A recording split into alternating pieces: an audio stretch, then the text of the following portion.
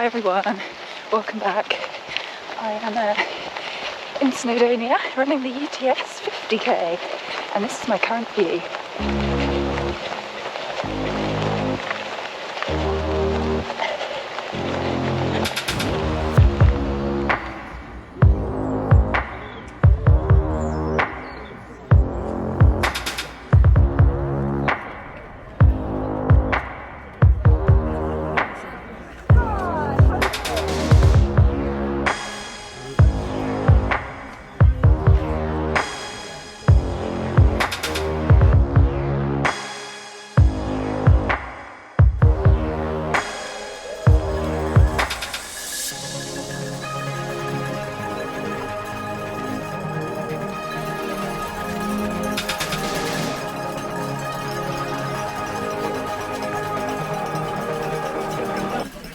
Okay, Sarah.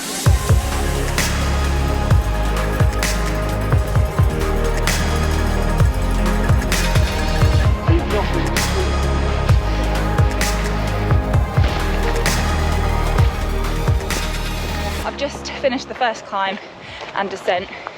There's like 3 big ones. So I'm on like a fairly easy bit now.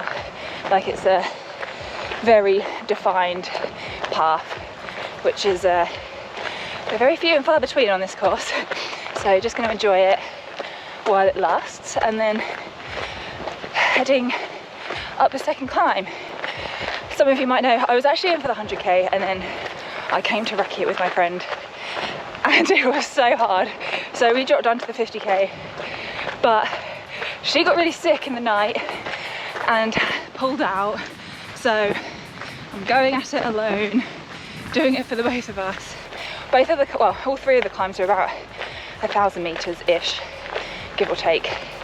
The whole course is 50k with just over 3,000 meters, 11,000 feet. 14-hour cut-off, started at 9 a.m. this morning. So the only goal is to just finish before the cut-off, really.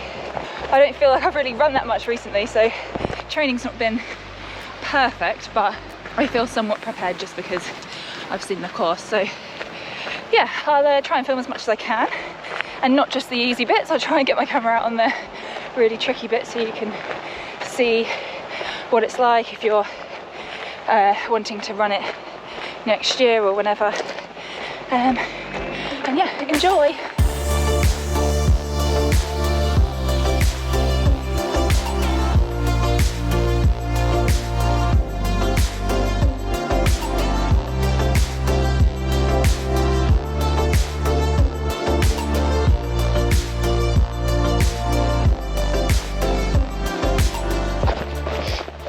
Right, just coming down off the second climb.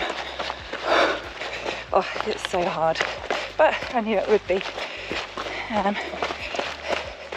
It's just like this kind of scree stuff, it's so hard to run on. This bit's not too bad.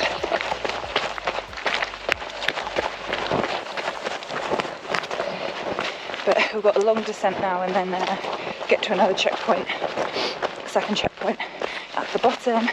And then there's only one more big climb. I'm going pretty slow, like I feel like I'm right at the back of the field. So many people have overtaken me. But it's just about completing, not competing today. And it's really not as well marked as I thought it was going to be. So I've gone wrong loads and taken a few people with me. Whoops.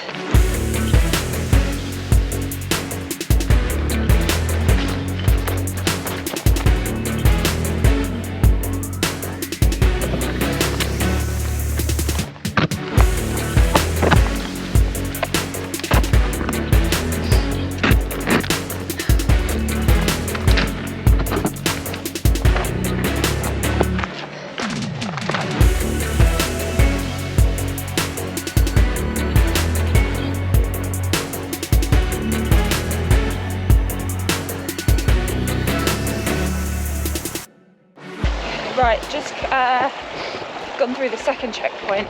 I don't even know how far in that is, but we're about to go up the really steep climb. Apparently it's the steepest climb in the UK. I don't know if that's true, but I'm about to find out, and it's up there. I don't know where the line is, but it's the bit that I've been the most nervous about. So looking forward to getting that bit over and done with.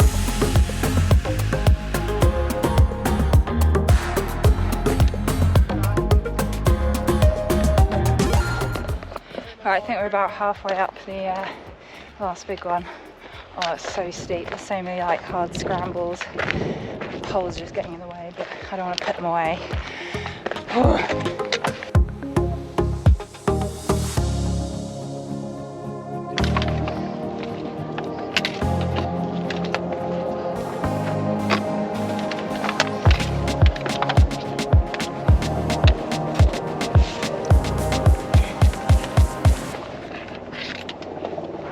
Right, we're just about to go over this like really cool bridge. I think I've got like half marathon to go. It's like 5 o'clock. I've been going for 8 hours. I don't think I'm at risk of not making the cut-offs, but I am moving pretty slow, so we'll see. These rocks are just so annoying. They just spoil any kind of flow that you get into. It's like running for 5 seconds and then you have to walk. But I don't think I'm doing too bad for a London lass. Oh, look at those views.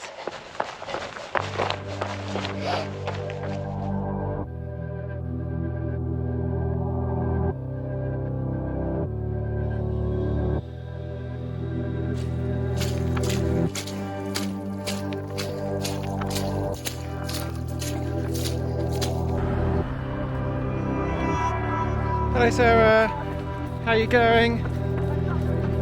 Can't wait, not long to go, looking strong. Vicky's at the finish for you.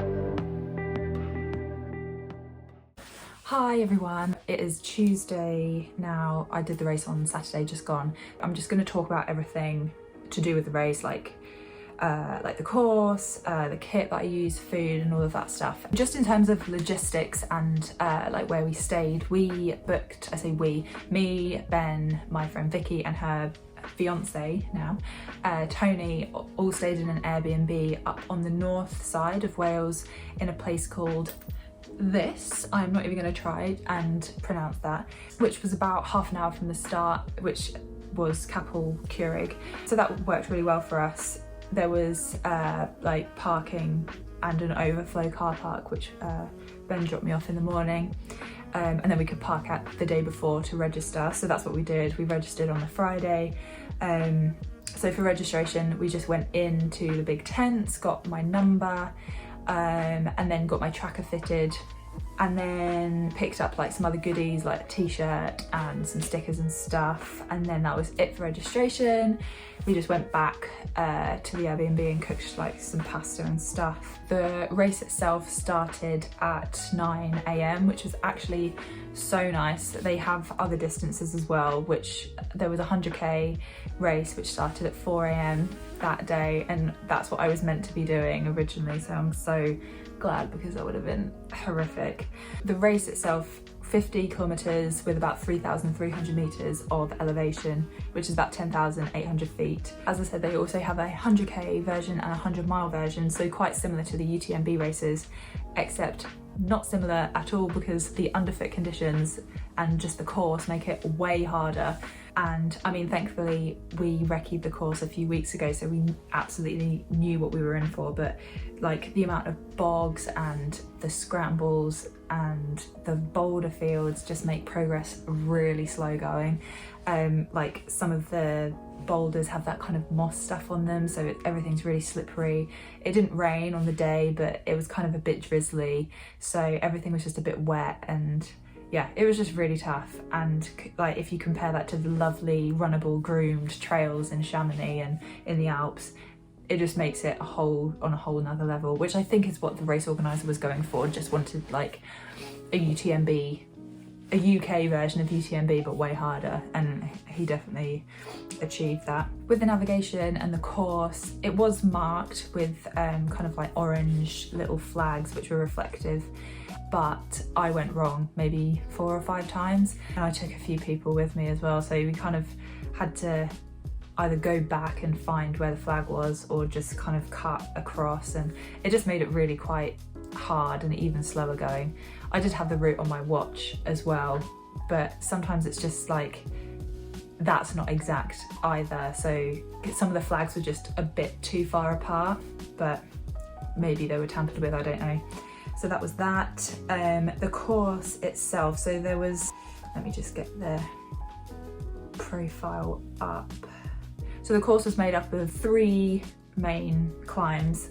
The first one's not too bad, and the first descent wasn't too bad from what I remember, and then you've got an aid station at the bottom, and then the second one up to the gliders, I think that was all right as well. Again, I really can't remember. Oh no, that was the one which wasn't that well marked.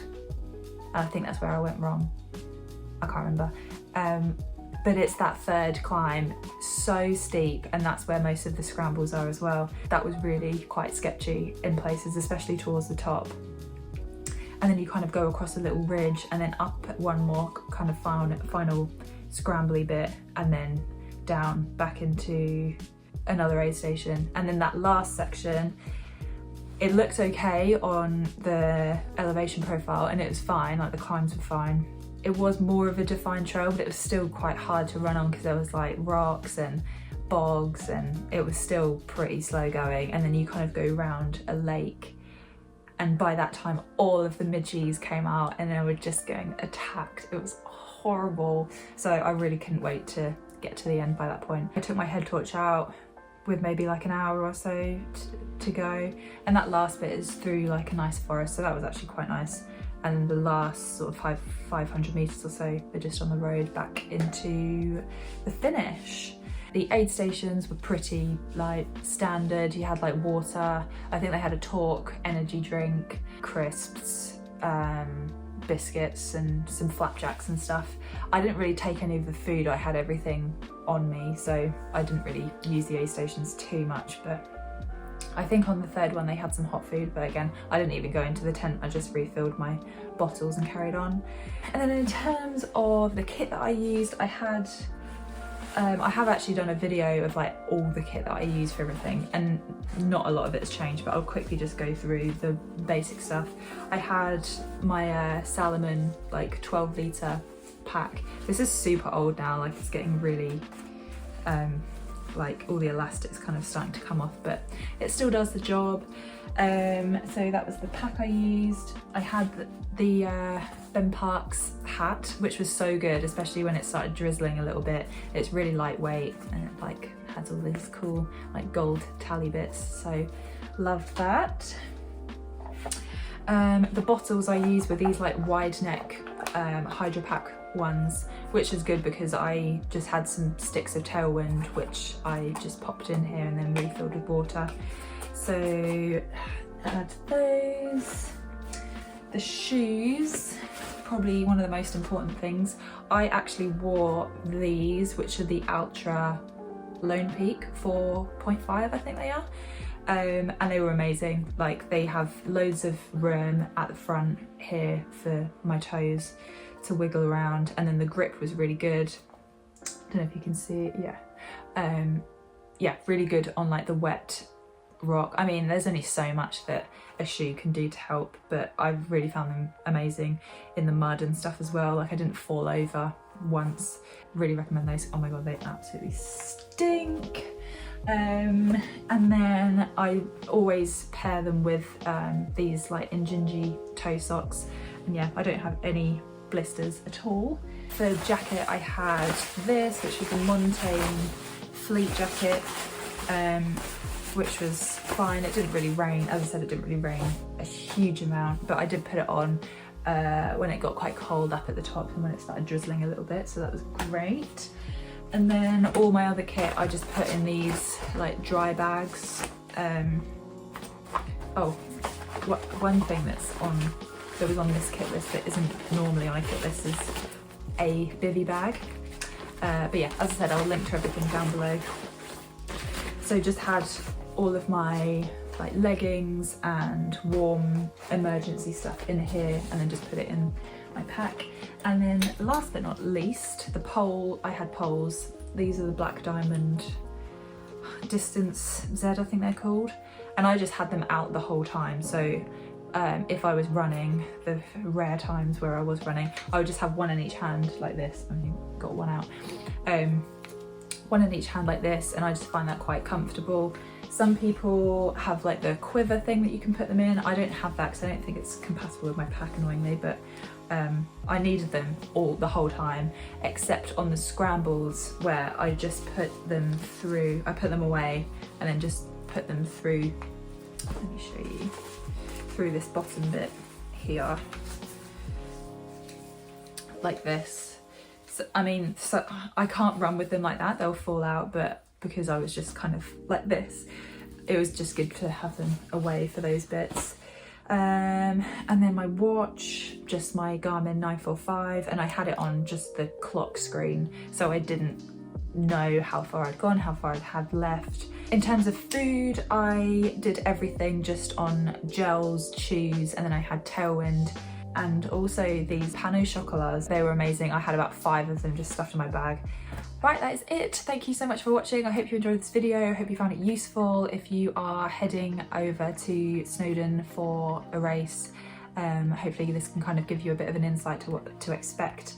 Or if you're running the race in the future, then good luck.